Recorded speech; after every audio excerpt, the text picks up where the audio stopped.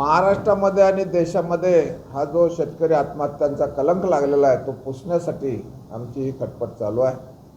दरवर्षी आम्ही 9 ऑगस्टला मोठा कार्यक्रम शेतकरी मेळावा घेत असतो। शरद जोशी असल्यापासून ही परंपरा चालू आहे। आजही ती आम्ही चालू ठेवलेली आहे। नांदेड जिल्ह्यातल्या हदगावला 9 ऑगस्टला क्रांतीदिनी आम्ही एक शेतकरी मेळावा घेतलेला आहे आणि या मेळाव्यामध्ये आज जे काही सरकारने देवेंद्र फडणवीसने सांगतात की 2 लाखाची कर्जमाफी आहे हे आहे, तर ते आम्हाला माफी वगैरे मान्य नाही आहे।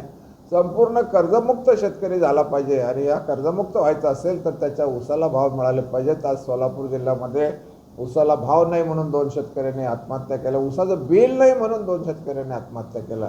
म्हणजे भाव तर राहायला बाजूला, पण जे काही आहे तो सुद्धा पैसा दिला जात नाही आहे वेळेवर। तेव्हा अशा अत्यंत वाईट परिस्थितीमध्ये सगळे शेतकरी असते आलेले आहेत आणि आत्महत्या वाढत चाललेल्या आहेत।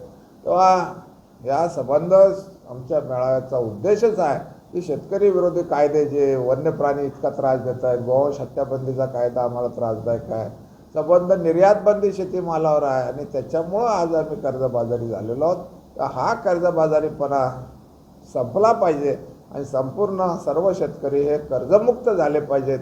त्यांना पुन्हा कर्ज होता कामा नये याच्यासाठी त्यांनी उत्पादन खर्चावर आधारित भाव द्या, अन्यथा समर्व शेतीमालावरील निर्यात बंदी कायमस्वरूपी उठवा, अशा पद्धतीची मागणी घेऊन आम्ही उद्या नांदेडला 9 ऑगस्टला मोठ्या संख्येने जमणार आहोत। एवढं आपल्या मार्फत सगळ्या जनतेला आवाहन करतो आणि 9 ऑगस्टला नांदेड जिल्ह्यामध्ये हदगाव तालुक्यात आपण सर्वांनी मोठ्या संख्येने यावं अशी हात जोडून विनंती करतो। धन्यवाद।